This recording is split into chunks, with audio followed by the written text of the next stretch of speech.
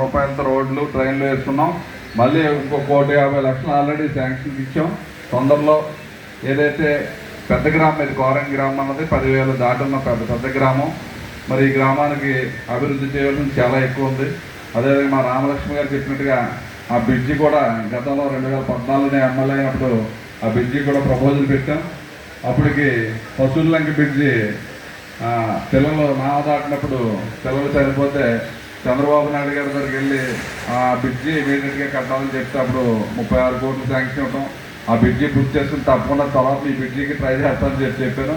అప్పుడు ట్రై చేస్తే ఈ లోపల మన ప్రభుత్వం పోయింది, జరగలేదు. కాబట్టి తప్పనిసరిగా మరి ఎంపీ గారు మేము కూడా మరి ప్రతిపాదనలో మరి సెంట్రల్ గవర్నమెంట్కి, స్టేట్ గవర్నమెంట్కి కూడా పంపి, ఎందుకంటే అది ఈరోజు బ్రిడ్జి కట్టాలంటే సుమారు 15 కోట్ల రూపాయలు కావాలి.